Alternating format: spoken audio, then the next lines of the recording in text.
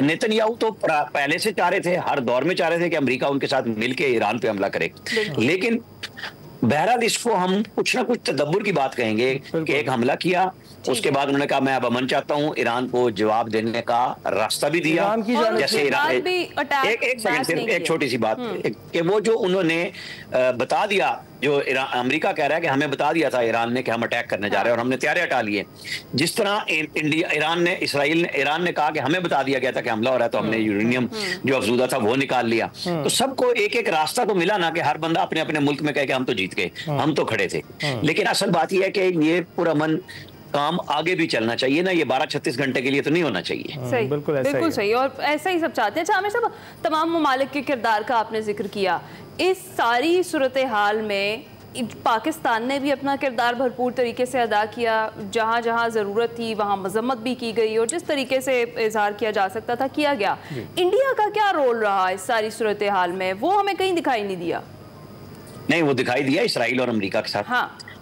उन्होंने, जब मोदी ने बात की सदर ईरान के साथ, उन्होंने कहा कि हम डी एस्केलेशन की बात कर रहे हैं। उन्होंने इसराइल और अमेरिका की मजम्मत नहीं की।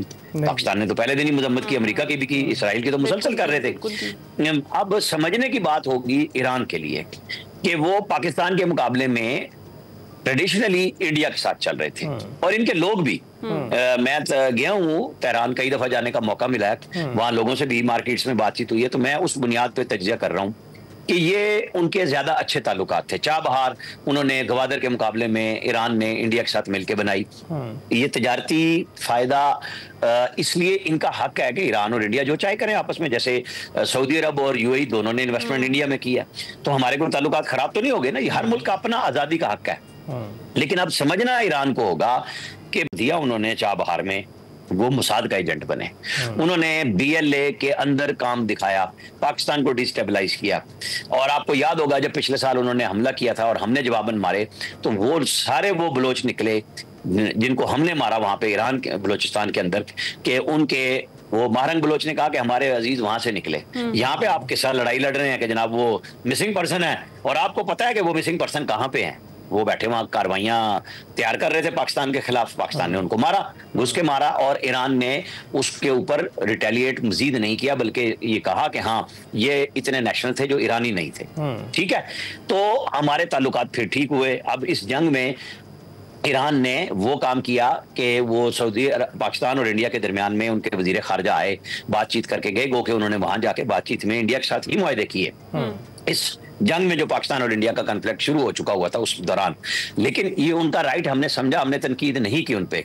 लेकिन अब ईरान ने फैसला करना है, जो आपने इंडिया की बात की कि इंडिया ने तो खुल्लम खुल्ला साथ दिया इसराइल का, अमेरिका के साथ खड़ा था, ईरान के साथ वो नहीं खड़ा था, इनको बातों में लगा रहा था। जैसे यूरोपीय यूनियन नाराज हुई इंडिया के साथ यूक्रेन की जंग में कि वो रशिया के साथ खड़े हुए, उनकी अपनी पॉलिसी है इंडिया के हवाले से। हमें भी देखना चाहिए, हमें और अपनी सिफारतकारी जो अल्हम्दुलिल्लाह इस दफा बड़ी बेहतरीन रही, इसको मजीद लेके चलना चाहिए। फौजी कुव्वत का भी हमने इजहार किया, हमने फौजी कुव्वत का भी इजहार किया, और सिफारती सतह पर भी कामयाबियां समेटी हैं, और सिफारती सतह को लीड करते हुए बिलावल भुट्टो दिखाई दिए हैं। कौमी सलामती का इजलास हुआ, हमने ईरान के हक दिफा को तस्लीम किया, लेकिन बिलावल भुट्टो जरदारी ने एक बयान दिया है जिसमें उनका ये कहना है कि इसराइल ने पहले लिबनान पर चढ़ाई की, फिर यमन पर और फिर ईरान पर, तो ये सिलसिला बढ़ता चला जा सकता है।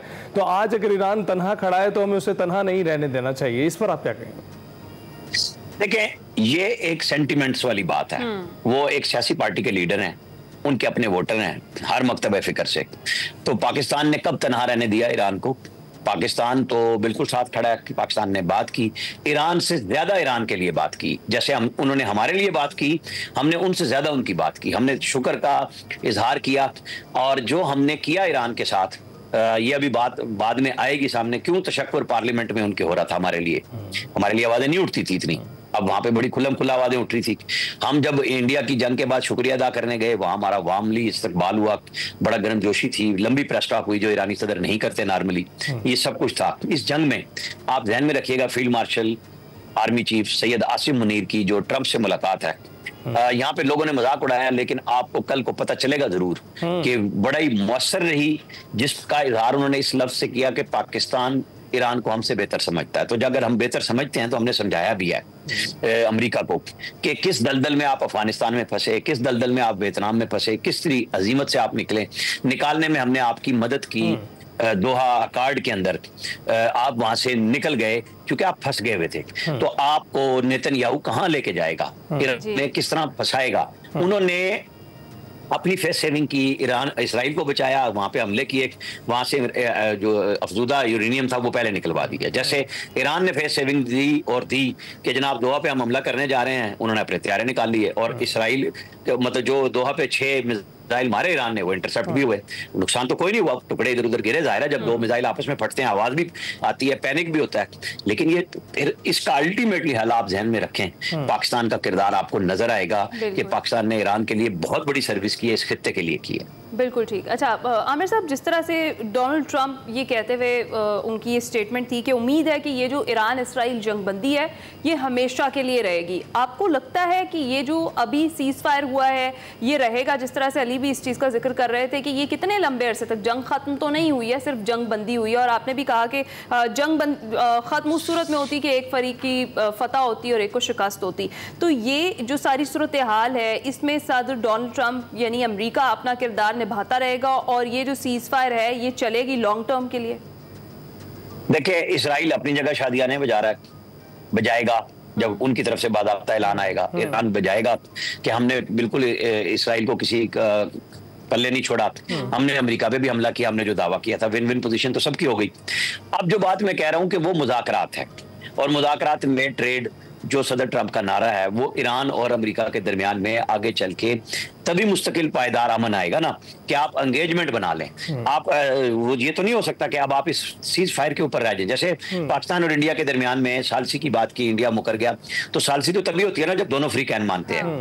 लेकिन जंग बंदी ये है कि हमारी फौजें दोनों ममालिक की उस 6 अप्रैल से पहले वाली पोजीशन पे चली गई जहां पे थी, और अब बेशक हमारे नारे तो वही है ना दोनों ममालिक के कि हम तो कहते हैं कि आप हमला करोगे हम जवाब देंगे और पहले से भरपूर देंगे।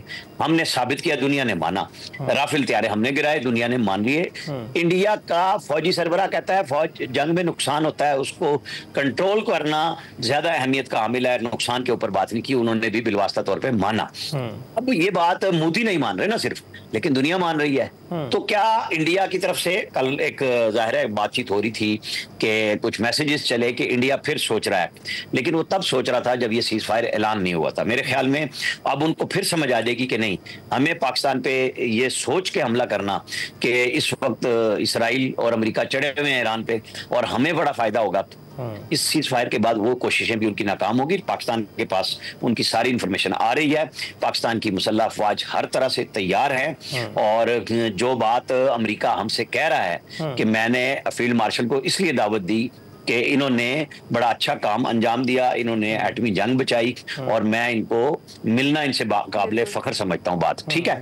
तो ये बातें वो करके बेशक कल को क्या हो, लेकिन आज हमारी पोजीशन और अहमियत मानी जा रही है, हमने दुनिया से मनवाई है अपनी ताकत के बल पे। तो इंडिया को अगर शौक होगा तो वो पूरा कर ले इंशाल्लाह ताला। इस दफा 4 घंटों से भी कम टाइम में हम उनका बहुत ज्यादा नुकसान करेंगे। राइट। और हम दोनों जो हमारे बॉर्डर्स हैं उस पर काफी कलीदी किरदार अदा करते हुए दिखाई दे रहे हैं। तो अच्छा आमिर साहब, यहाँ पर हम फिजिकल अहदाफ देख रहे हैं जो कि अचीव किए गए हैं फरीकैन की जानिब से, ईरान की जानिब से भी, इसराइल की जानिब से भी और अमेरिका की जानिब से भी।